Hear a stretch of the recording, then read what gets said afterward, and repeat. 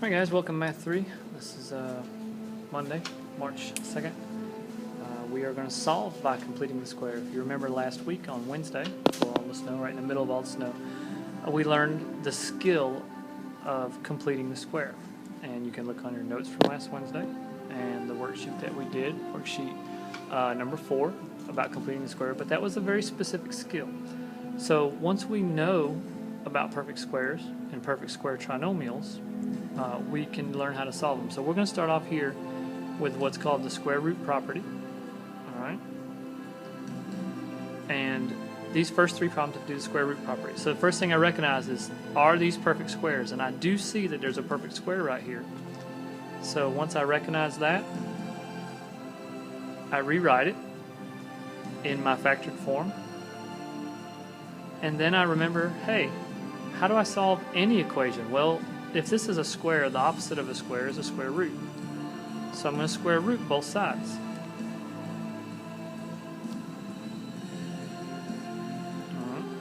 And you recognize that the square root and a square cancel each other out, so I just bring down what's ever left there. And I have the square root of 25. Now, whenever we introduce a square root to a problem, we have to remember that there is a positive and a negative answer. And oftentimes we do forget that. So there's a positive and a negative, which tells us we actually have two answers, two equations. So I'm going to solve x plus 4 is equal to positive 5. And I'm going to solve x plus 4 is equal to negative 5. Now I solve each of those, just take my time and solve each of those individually. And you realize that you've got, of course you realize you have two possible answers. Now you can plug those answers in up here, and we did that in class. And if I do 1 squared plus 8 times 1 plus 16, I should get 25, and I did. And I can plug this negative 9 in. Negative 9 squared plus 8 times negative 9 plus 16, and I should still get 25, and I do. You can check that on your own. Take your time, it's worth it. Another example, very similar. I recognize that that's a perfect square. So I rewrite it in the factored form. Then I take the square root of both sides. When you take the square root of both sides, you end up with x minus 3 on the inside is equal to positive and negative 9. And if you'll break that into two equations, where you solve one of them for the positive 9 and one of them for the negative 9, then there you have two little mini equations and you get two little mini answers. Alright.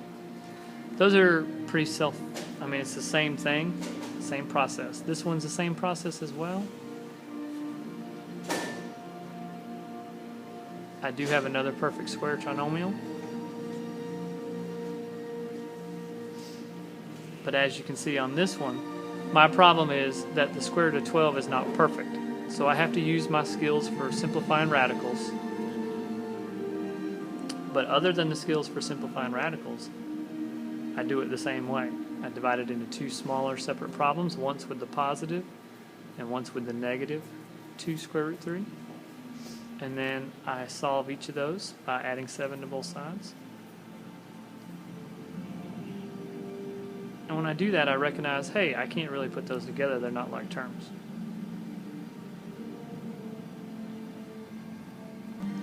Okay, now that skill on the top, those ones from above, that was all just using the square root property. And that's if I recognized I had a perfect square. But down here, I'm going to realize I don't have a perfect square. So we use what we learned last week, and we're going to force this to be a perfect square. As I look at this, this is not perfect, and it's the negative 8 that's the problem. So I'm going to get rid of the negative 8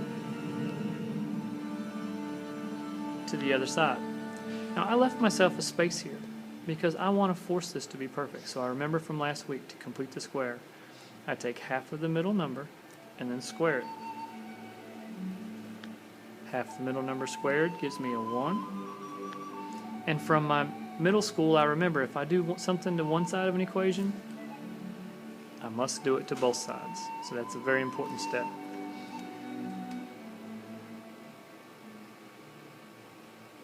I simplify here, and I simplify here, and I realize now that from this point on, from this point on, it's exactly like those problems at the top.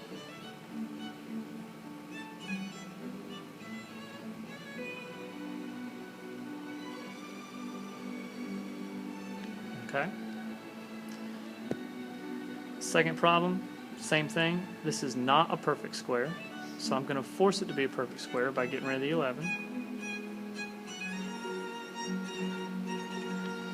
And I'm going to fill in this blank right here to figure out how can I force it to be perfect. So I take half of the middle term and then square it.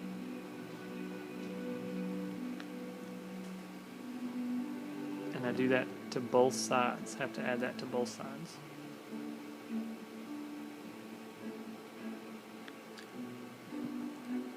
Just like above, I'm going to take the square root of both sides.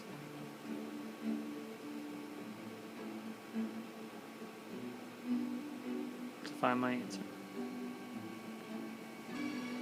Alright, just one more example for you here.